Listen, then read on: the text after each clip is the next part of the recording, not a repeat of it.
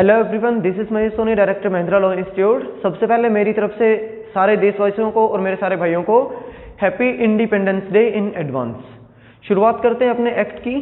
कल शुरुआत तो कर चुके हैं वैसे, लेकिन जो चीज़ रह गई थी, मतलब जो आपको एक टारगेट है आपका राजस्थान जुडिशियल सर्विसेज का, उसको पूरा करने में मैं आपकी प्रॉपर तरीके से हेल्प करने वाला हूं।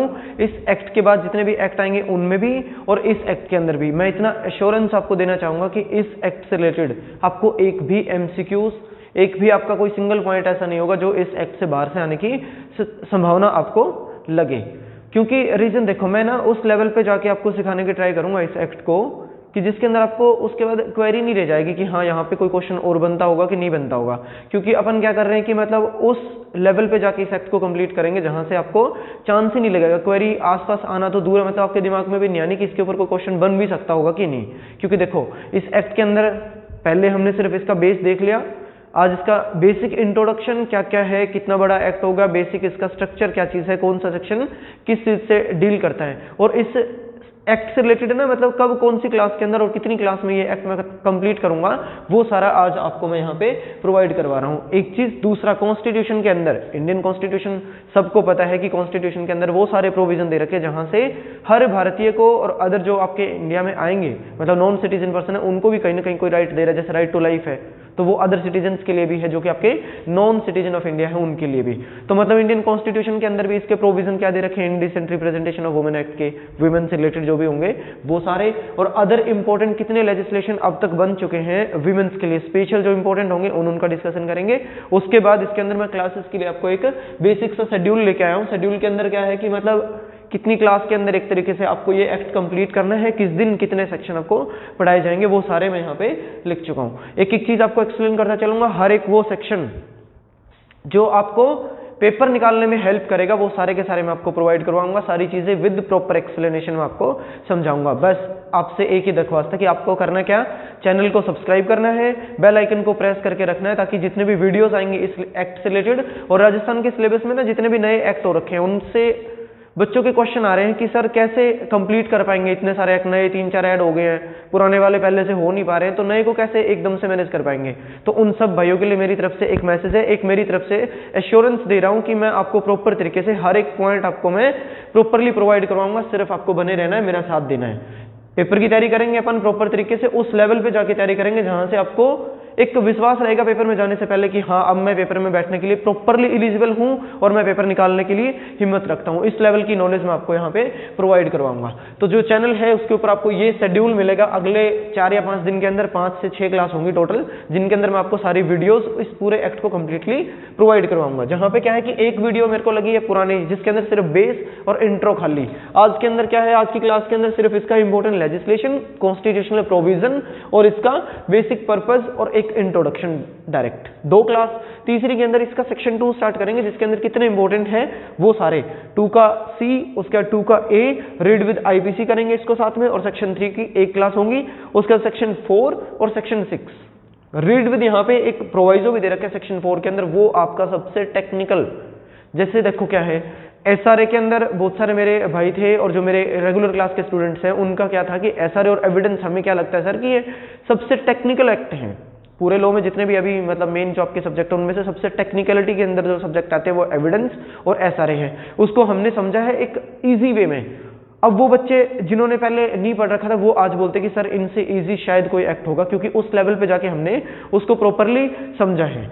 तो सेक्शन 4 का जो प्रोवाइजर वो भी आपका टेक्निकल है। उसके साथ आपको पढ़ना है सिनेमेटोग्राफ एक्ट 1952, जो सिनेमा से रिलेटेड आपके एक्ट है उसका एक एक्ट के अंदर एक पार्ट 2 है, सिर्फ वही पढ़ना है। उसके साथ सेक्शन 6 को डील करेंगे, इसके ऊपर एक क्लास होगी। फिर उसके बाद सेक्शन 5 सीआरपीसी, आईपीसी और एविडेंस के सारे जितने प्रोविजन बनते होंगे सारे सेक्शन 5 के साथ एक क्लास है। उसके बाद सेक्शन 7, 8, 9 और 10 की एक क्लास। लास्ट क्लास के अंदर इंपॉर्टेंट जो भी केस लॉज होंगे उनकी साइटेशन, प्लस उसके ऊपर जितने भी एक्सप्लेनेशन बनती होगी वो प्रॉपरली तरीके से, और पूरे एक्ट के जितने आपके एमसीक्यूज हैं ये सारे मैं आपको डिस्कस करवाऊंगा अगली जितने आने वाली वीडियोस हैं उनके अंदर। एक क्लास इसके ऊपर भी रहेगी। एक ओवरव्यू के रिगार्डिंग मैं आपको डाल दूंगा एक, जिसके अंदर आप स्पीडी एक तरीके से आप उसको रिवाइज कर पाओ, ऐसी कोई वीडियो मैं इसके ऊपर प्रोवाइड करवा दूंगा। सिर्फ आपको बने रहना चैनल पे।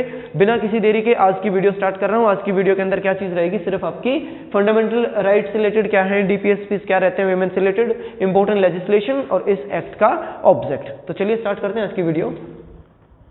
इंडियन कॉन्स्टिट्यूशन, शायद ही कोई बच्चा होगा, कोई लॉ का स्टूडेंट या फिर एसएससी वगैरह की तैयारी कर रहे हैं, सबको आज के टाइम पे इंडियन पॉलिटी और कॉन्स्टिट्यूशन से रिलेटेड सारे क्वेश्चन यहाँ पे डालते होते हैं हर एग्जाम के अंदर। तो क्या क्या प्रोविजन दे रखे हैं, आर्टिकल 14 है, आर्टिकल हमारे पास 15 है और 16 है। 15 के अंदर मोस्ट प्रोबेबल आपका थर्ड क्लॉज, जिसके अंदर आपका क्या बोलता है कि एक तरीके से वीमेन के लिए स्पेशल कुछ प्रोविजन बनाए जाएंगे और स्पेशल आपके क्या रहेंगे यहाँ पे चिल्ड्रन के लिए बना रखे हैं। तो चिल्ड्रन को एक साइड में रखते हैं, अभी बात आ रही है वीमेन की। वीमेन के लिए स्पेशल प्रोविजन 15 के क्लॉज 3 के अंदर स्पेशली डाल रखे। तो आर्टिकल 14 सबके लिए है, 16 के अंदर आपका हो रहा है कि इक्वली सबको अपॉर्चुनिटीज मिलनी चाहिए, तो उनकी रिगार्डिंग है। उसके बाद आपकी बात आती है डीपीएसपी की।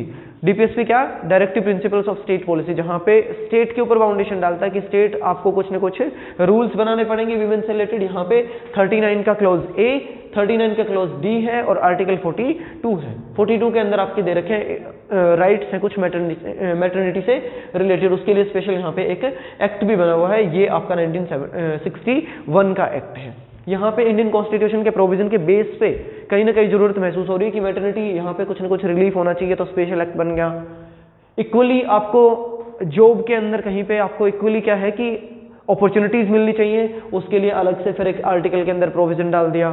स्पेशल कुछ प्रोविजन बनने चाहिए, जैसे मतलब आपके डोरी प्रोहिबिशन से रिलेटेड है, डोमेस्टिक वायलेंस से रिलेटेड कुछ बन रखे हैं, तो आर्टिकल 15 क्लॉज 3 के अंदर कुछ आपके प्रोविजन डाल दिए, जहां से एक एक्ट मिल गया। फिर आपके इसके अंदर बता दिया कि जहां पे भी काम करोगे तो वहां आपको क्या है इक्वली आपको सैलरी भी मिलनी चाहिए मेन और वीमेन की, तो उसके रिगार्डिंग भी 39 के अंदर कुछ प्रोविजन डाल दिया आपके इक्वल रिम्यूनरेशन का। उसके लिए स्पेशल एक्ट भी बना दिया, इक्वल रिम्यूनरेशन एक्ट। तो मतलब बात हो रही है कि यहीं से उठ के यहाँ पे इंपॉर्टेंट लेजिस्लेशन बनाए गए। उनमें से एक एक्ट हमारा है indecent representation of women act 1986 का। मेनली क्या था इंडिसेंट का वर्ड का, मैंने कल पिछले वाली वीडियो के अंदर क्वेश्चन पूछा था कि इंडियन एविडेंस के अंदर स्कैंडलस और इनडिसेंट क्वेश्चन आपसे नहीं पूछे जाएंगे कोर्ट की प्रोसीडिंग के ड्यूरिंग, तो उसका answer section 151 of the Indian evidence act के अंदर लिखा हुआ है। वहां पे आप जाके विजिट करोगे और उसको पढ़ के देखोगे कि क्या प्रॉपर प्रोविजन दे रखे हैं। नॉर्मल बता देता हूं कि स्कैंडलस मतलब जो खिंचाऊ तंग करने वाले और इनडिसेंट तरीके के कोई भी क्वेश्चन कोर्ट के अंदर आपसे नहीं पूछे जाएंगे, वो सेक्शन उनको प्रिवेंट करता है पूछने से। तो ये आपका इनडिसेंट था।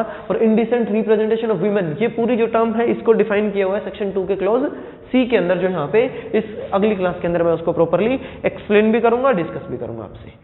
अब बात आती है इंपॉर्टेंट लेजिस्लेशन की, इनके बेस पे कौन कौन से वो एक्ट हैं जो कि आपके स्पेशली एक तरीके से विमेन्स को प्रोटेक्ट करने के लिए बनाए गए हैं। तो सबसे पहला एक्ट है, एक्ट नहीं बोलूंगा, आईपीसी के अंदर एक मेन इंपॉर्टेंट आपकी अमेंडमेंट थी सबसे बड़ी, जहां पे क्या हो रहा है कि घरेलू हिंसा जैसे रहती है ना, तो उसके रिगार्डिंग है।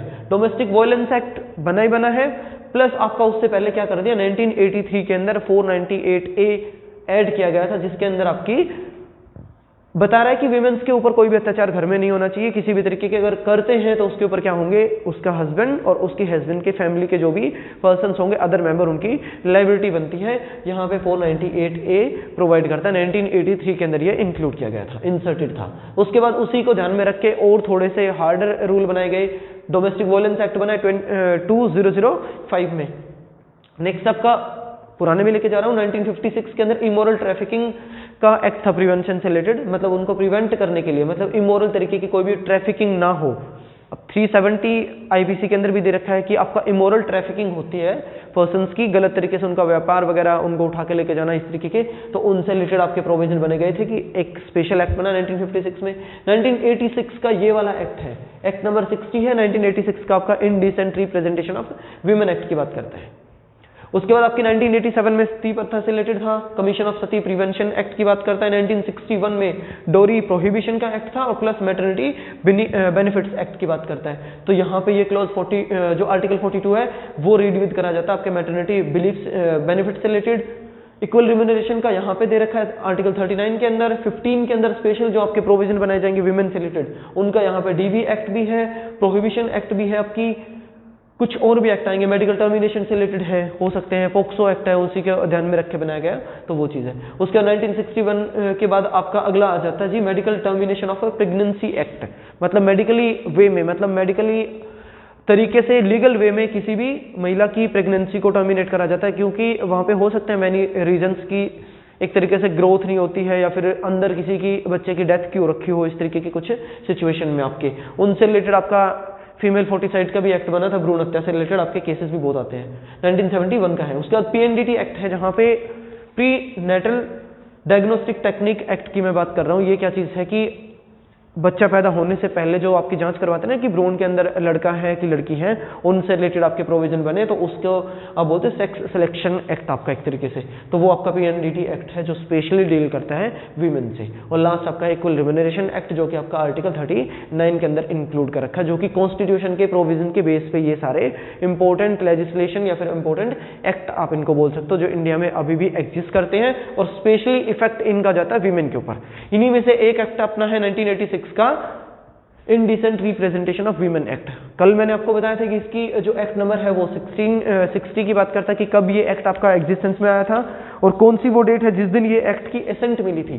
टोटल सेक्शन छोटा सा है, स्ट्रक्चर 10 आपके सेक्शन की बात करता है और एक ही चैप्टर है, मतलब चैप्टर आपका स्पेसिफिकली लिखा नहीं है, लेकिन अगर देखेंगे तो एक ही आपके कॉम्बाइन के अंदर सारे के सारे सेक्शन डाल रखे, मैं आपको प्रोवाइड करवा दूंगा। इसके बेयर एक्ट की कॉपी फेसबुक पे जो मेरा पेज है उस पर आपको इसकी कॉपी मिल जाएंगी, या फिर इसकी जितनी भी पिक्स होंगी वो मैं आपको खींच के और वहाँ पे कैप्चर करके आपको प्रोवाइड करवा दूंगा। अगर बेयर नहीं है तो आप डाउनलोड कर सकते हो, देख सकते हैं। सेक्शन 10 सिर्फ दिए हुए हैं एक ही चैप्टर के अंदर। उसके बाद बात आ जाती है कि कब इसकी एसेंट मिली थी, 23 दिसंबर 1986 की है। कमेंसमेंट मतलब कब से ये लागू हुआ। देखो इन दोनों में फर्क क्या रहता है कि किस दिन तो एसेंट मिली है उस दिन सिर्फ आपको ये है कि आप अब एक्ट बन चुका है, इसको आप क्या कर सकते हो, लागू कर सकते हो। तो एक दिन अलग होता है कि जिस दिन आपको एसेंट मिली है, मतलब कंसेंट दिए ना सिर्फ कि हाँ अब आप इस एक्ट को प्रोविजन जो भी आपने रखे हैं इस बिल के अंदर उसको लागू कर सकते हो। तो बनना और लागू करना दो चीजें हैं। ये आपका दिन था जिस दिन ये एक्ट बन के और एसेंट मिल गई, मतलब उसका बर्थ हो गया था। उसके बाद इफेक्टिव कब हुआ, इफेक्टिव डेट आपकी बात करते हैं तो कमेंसमेंट की है 2 अक्टूबर 1987 की। अब बात है इसके अंदर एक और नीचे प्रोविजन, इसके फुटनोट के अंदर शायद आपको एक एक्ट की डेट मिलेगी 25 सितंबर। उस दिन क्या है कि खाली एक नोटिफिकेशन डाला था एक हफ्ते पहले कि अगले हफ्ते जब भी 2 तारीख आएगी, मतलब 2 अक्टूबर आएगा, उस दिन ये लागू हो जाएगा। तो उनके अंदर कंफ्यूजन नहीं होना, बात हो रही है 25 सितंबर को एक नोटिफिकेशन डाली गई है कि हाँ अब हो सकता है ना कि आज इंफॉर्मेशन मैं आपको डाल देता हूं कि 6 तारीख को अगले महीने की ये चीज होगी, या फिर आने वाले 5 दिन के बाद की नोटिफिकेशन डाल दी कि 5 दिन के बाद मैं ये एक्ट अगला स्टार्ट करवाऊंगा। तो 5 दिन के बाद की नोटिफिकेशन आज दी है, तो वो चीज थी कि 25 को सिर्फ उन्होंने बताया था कि ये 2 अक्टूबर से लागू हो जाएगी, तो उसके बीच में आपको कंफ्यूजन में लेने की जरूरत नहीं है। उसके बाद बात आती है ऑब्जेक्ट या फिर इस एक्ट का मेन पर्पस। देखो इसके प्रीएम्बल में लिखा हुआ है an act to prohibit the indecent representation of women through the advertisement और in publication, writing, painting, figure और इन एनी अदर मैनर। बात हो रही है सबसे पहला एक अगर देखा जाए तो मेन पर्पस यहाँ पे क्या है कि उन पब्लिशर्स को और एडवर्टाइजर को जो कि इनडिसेंट रिप्रेजेंटेशन करते हैं उसकी पब्लिश करते हो, बुक के अंदर छापते हो जो चीज वो, और जो इसकी एडवर्टाइजमेंट आगे करते हो फैलाते हो, उन सबको पनिशमेंट देना मेन पर्पस है। लेकिन जो इसका अगर हम इसका प्रीएम्बल पढ़ते हैं तो क्या बोलते हैं, एन एक्ट मतलब एक कोई भी एक्ट है जो कि प्रोहिबिट करता है इनडिसेंट रिप्रेजेंटेशन ऑफ वीमेन को। इनडिसेंट रिप्रेजेंटेशन ऑफ वुमेन नहीं होनी चाहिए, ऐसा रोक लगाने के लिए एक्ट बना है। किस चीज के थ्रू, एडवर्टाइजमेंट के थ्रू, पब्लिकेशन में कोई भी नहीं होनी चाहिए, राइटिंग में नहीं करना आपने, पेंटिंग करके नहीं करनी है, किसी भी फिगर फॉर्म में नहीं करनी है, और किसी भी एनी अदर मैनर के अंदर भी करनी है। अदर मैनर आपके सेक्शन 2 के अंदर जब भी आएगा, एडवर्टाइजमेंट का सेक्शन है 2 का ए, उसके अंदर बताऊंगा कि किस तरीके से यहाँ पे इनडिसेंट रिप्रेजेंटेशन ऑफ वीमेन होती है। और for the matter connected therewith और इंसिडेंटल देयर टू, या फिर मतलब उनसे रिलेटेड इनडिसेंट रिप्रेजेंटेशन से रिलेटेड कोई भी अदर प्रोविजंस होंगे उनका भी आपने तरीके से कोई भी वोलेशन नहीं करना, उसके ऊपर रोक लगाने का काम करता है ये एक्ट आपका। केस लॉ है यहाँ पे एस खुशबू वर्सेस कनलमल 220 आपका 2010 के अंदर सुप्रीम कोर्ट की जजमेंट भी आ रखी है, जिसके अंदर मैं आपको एक बार पढ़ के बता देता हूँ कि ये एक्ट जो सेक्शन है आपका पर्टिकुलरली ये जो एक्ट है इसके अंदर इस प्रॉपर केस के अंदर आपकी लाइनिंग क्या लिखी हुई थी वो एक बार मैं आपको बता देता हूँ। केस के अंदर हेल्ड हुआ है object of this act to punish the publishers and advertisers. देखो ऑब्जेक्ट इस एक्ट का है पनिश देना, किसी को पनिशमेंट किसको दोगे, पब्लिशर्स को और एडवर्टाइजर जो भी पर्सन होंगे उनको, who knowingly disseminate the materials portraying in incident और इनडिसेंट मैनर के अंदर, मतलब यूं बात हो रही है कि वीमेन से रिलेटेड जो भी आपके अदर मैटर्स हैं उनको फैलाने का जो भी पर्सन काम करेगा उनको यहाँ पे पनिशमेंट देने का ये एक्ट काम करेगा। It can not be used against a person whose statement although published had merely refer to indecency of the premarital sex. अब बात हो रही है कि प्री मैरिटल किसी ने सेक्स कर रखा हो, कोई भी उनके रिलेशंस हो सकते हैं, उनसे रिलेटेड अगर कोई चीज छाप रहे हैं, किसी ने स्टेटमेंट खाली दे दी तो वो अलग बात है, वो आपकी इनडिसेंट रिप्रेजेंटेशन के अंदर उन्होंने इंक्लूड नहीं करी हुई है। Called for its social acceptance and more so when that person was neither an advertiser or publisher। ना ही वो पर्सन आपका पब्लिश करता है और ना ही वो, मतलब हो सकता है ना कि मतलब शादी के टाइम पे वो पहले से कोई सवाल उठाए कि आपने ऐसा कुछ कर रखा है तो आपसे शादी नहीं करूंगा, इस तरीके की अगर कोई स्टेटमेंट दे रहा है तो इसका मतलब ये नहीं है कि वो पूरी विमेन कम्युनिटी को यहाँ पे क्या कर रहा है, इनडिसेंट वे में रिप्रेजेंट करता हो, ऐसा कुछ नहीं माना जाएगा। तो ये सिर्फ इस केस के अंदर ये चीजें बोली हुई है। केस लॉ तक की आपको कहानी सारी आपको बता दी, क्या क्या एक्ट है नए जिसके अंदर जो कॉन्स्टिट्यूशनल प्रोविजन है वो कौन कौन से अदर एक्ट जो बनाए गए हैं कॉन्स्टिट्यूशनल राइट के बेस पे, और इसका general introduction and what is the main purpose of this act मैंने इसके अंदर आपको बता दिया। अगली वीडियो जब भी आएगी उसके अंदर सेक्शन 2 के अंदर जो आपकी क्लॉज सी ए वगैरह हैं और उसका जो सेक्शन 3 से क्या कनेक्शन बन रहे हैं वो मैं आपको समझाऊंगा। देखो हर एक वीडियो आपको देखनी पड़ेगी क्योंकि राजस्थान की प्रॉपर आपने तैयारी करनी है तो कनेक्टेड रहना पड़ेगा। अब हो सकता था कि मैं इतनी बड़ी वीडियो बनाऊं तो उसके अंदर आपकी कनेक्शन जो कनेक्टिविटी है वो टूट जाती है एक तरीके से, मतलब माइंड के अंदर हिट नहीं करती चीजें। तो इस वजह से क्या कर रहा हूं कि डिवाइडेड कर रहा हूं, 1 2 3 4 5 6 7 8 क्लास के अंदर आपका पूरा एक्ट कंप्लीट हो रहा है। देखो स्टार्टिंग में आपने सोच रहा होगा कि हाँ 10 ही सेक्शन, आप सबने सोचा ही होगा कि हाँ 10 ही सेक्शन है, 1 या 2 क्लास लगेंगी, पढ़ के हटेंगे साइड में। लेकिन रीजन क्या है, प्रॉपर वे में मैं ये चाह रहा हूँ कि कोई भी क्वेश्चन ऐसा अगर पेपर के अंदर पूछे तो आपको ना आए ऐसा नहीं हो। वहां बैठ के आपको दिमाग में ये चीज नहीं होनी चाहिए कि हाँ मेरे को ये सेक्शन नहीं आता या फिर इस एक्ट के अंदर ऐसा प्रोविजन है जो सर ने नहीं बताया। तो इस वजह से मैं यहाँ पे सीआरपीसी, आईपीसी, एविडेंस, कॉन्स्टिट्यूशन और सारे एक्ट को साथ में लेके चल रहा हूँ। तो दैट्स वाई आपको मैंने ये सारी चीजें बताई हैं। अगली वीडियो के अंदर सेक्शन 2 को मैं डिस्कस करूंगा। स्टे कनेक्टेड, बेल आइकन को प्रेस करके रखिए, फोन को ऑन रखिए, ईयरफोन अपने संभाल के रखिए, कॉपी पेन अपने पास होना चाहिए, बेर एक्ट आपके पास होना चाहिए। स्टे कनेक्टेड होना चाहिए मतलब उसका मतलब ये है कि प्रॉपरली आप एक माहौल बना के चलोगे कि मेरे को प्रॉपर वे में ही तैयारी करनी है, पेपर इस बार निकालना है 100%। देखो मैं आपको गारंटी दे रहा हूं कि इस वे में अगर हर एक एक्ट को करेंगे ना, तो जो बच्चे मेरे से पूछ रहे थे कि इतने सारे एक्ट कैसे कंप्लीट करेंगे, भाई इस तरीके से कंप्लीट करेंगे। हर एक एक्ट को अदर एक्ट के साथ कनेक्टेड बना के सबको कनेक्शन बनाते चलेंगे और प्रॉपर वे में पढ़ते चलेंगे। बस आपको वीडियो शेयर करनी है, लाइक कमेंट करके मेरे को बताते रहना है। कमेंट करके बता दिया करो कि कहाँ पे कोई क्वेरी आती हो वो, और ये सेक्शन मैंने आपसे पूछा था तो बहुत कम कमेंट आए, मेरे को पर्सनली मैसेज आए। सिर्फ आप मेरे को कमेंट करके बताते रहा करो कि क्या वो सही डायरेक्शन आपको प्रॉपरली समझ आ रही हो, तो वो सारी चीजें। Thank you so much for watching this video को शेयर करते रहने। Thank you.